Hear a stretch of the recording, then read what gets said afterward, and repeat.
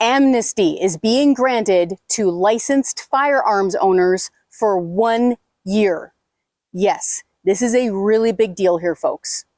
You know how the federal government is trying to confiscate the firearms from lawful licensed firearms owners in Canada? Yeah, they have a really big list of guns that they now say aren't allowed to be owned anymore. They announced this list back in 2020, like 5 years ago, and legal firearms owners have been standing here holding on to their guns now for 5 years, waiting to see what the feds are going to do with it. Well, two things. One, the federal government is kicking the can on this by another year. Even if you own one of these firearms, you don't have to hand it in right now. You've got another year to see what happens.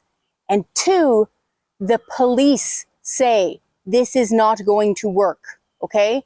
Yes, we're hearing from experts who are saying that this so-called gun buyback scheme from the federal government could cost taxpayers, all of us, billions of dollars with a B. But you also have police forces saying, no, this is not going to solve the crime problems that we are seeing in Canadian cities.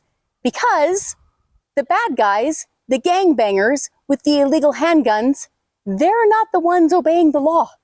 Just because the feds now say these certain things are illegal doesn't mean that they're going to stop committing crimes with guns. The police themselves say going after the property of licensed, law-abiding firearms owners is not going to work. Listen to this. And what we find in the city of Toronto is that last year, our great men and women seized about 700 illegal guns in the city. About 90% of those were sourced to the United States illegally from the United States. The other 10% were probably from the US, but very difficult to source everything if you're a gun owner, serial numbers scratched off, things of that sort. So what we found, it is not legal gun owners. It's certainly not hunters or target shooters. They're involved in crimes in the city of Toronto. It's a small number of thugs, criminal gangs, organized crime that are involved in terrorizing our great city.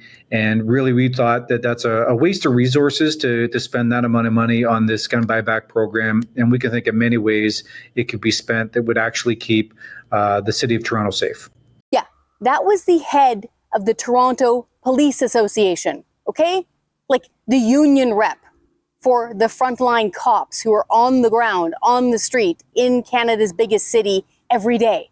They know what's happening with crime in Canada. And they're saying, yeah, this whole buyback thing isn't going to work. The OPP, the Ontario Provincial Police, okay, Canada's biggest provincial police force, is saying, yeah, no, we're not going to participate in this. We have better things to do with our limited time and resources than going door to door trying to get licensed normal firearms owners to hand in their property. We're not participating. So Toronto Police Association, the OPP, oh yeah, and Alberta as a province is saying, count us out. We're not participating. Saskatchewan, same thing. So folks, two things. One, we have another year of amnesty. You don't need to hand in your firearms right now, okay? You can wait and see what happens. And two, the what's happening part is that the police are saying that this would be a huge waste of time and money. Folks, the police are right about this. This is only going to cost taxpayers a ton of money, and it's not going to solve the crime problems that we're seeing on Canadian urban streets. So folks, now is the time to head to our website, taxpayer.com, sign the petition to scrap the federal government's gun confiscation program.